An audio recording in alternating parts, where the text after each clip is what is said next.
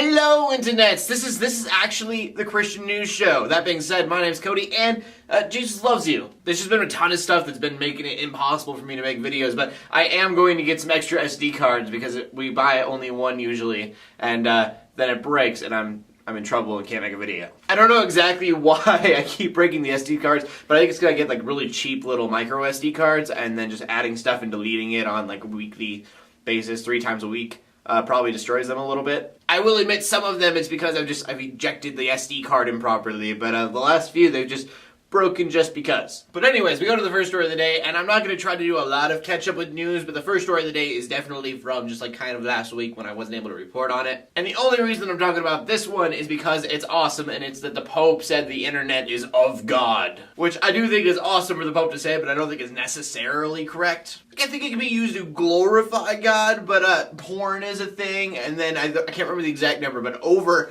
half of internet traffic is bots, like spam bots. And if you've ever encountered spam, you will probably agree that it's most definitely of the devil. Because we all know in Satan's spare time, he's just like, you want a free iPad. Now I'm going to destroy your computer. And then the Pope also said some pretty great things to the effect of, even though the internet can be a good thing, don't be a troll. He says dialogue is entertaining someone else's ideas and perspective. Not to completely disregard your own ideas and perspective, but not to go up to somebody and be like, I'm right, you're wrong, and you're probably stupid, spelled with 2 O's. I may be paraphrasing just a little bit, but if you want to learn more, links in the description below, as always, for all of my news stories. And then our next story is about Saeed Abedini. You may have heard of him before, especially if you watch my show. I bring him up every once in a while whenever there's an update. He is a pastor who is held prisoner in Iran. And it's become such a big deal because he's an American citizen, and America has done, like, nothing, even when they had the opportunities to do so. And I guess I should clarify, I mean America as a government, not as a people, because the people are petitioning like crazy. Something that I didn't know till today, but I'm sure is common knowledge for anyone that's following this story a little bit closer than I am. He was actually sent to the prison because of threatening national security. And I guess that's the official reason, but if you were to ask anybody that's like dealing with this whole thing,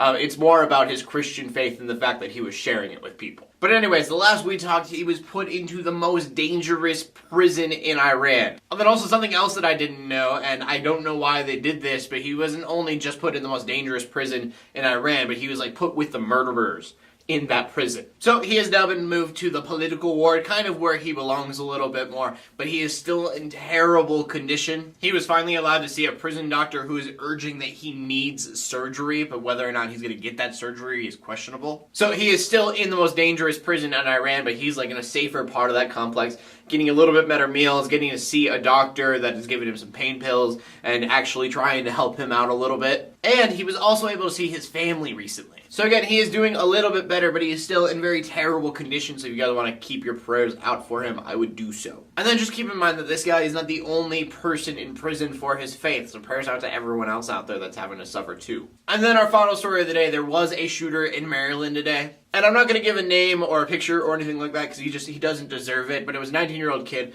used a taxi, went to a mall in Maryland, and then shot about 8 rounds out of a shotgun. There are 3 dead, including himself, and then 5 are injured. And I'm filming this pretty early on from when it happened, so I haven't seen a motive yet. But of course, prayers out to anyone who lost a loved one through this. I can't even imagine that happening to someone I knew. And then also, prayers for the injured as well. And that's all the news that I want to talk about today, but before we go on, a little side note that I think is important to at least mention, definitely.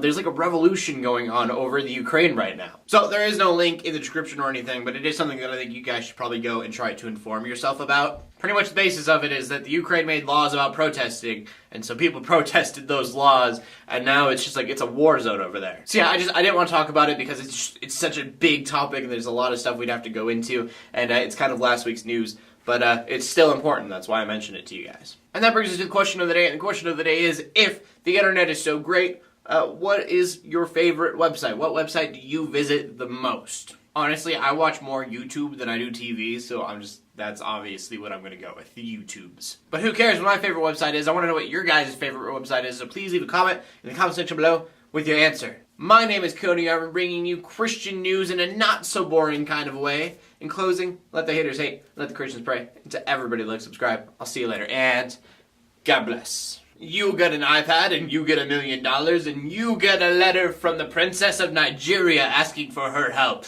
And all you have to do is give me all of your information.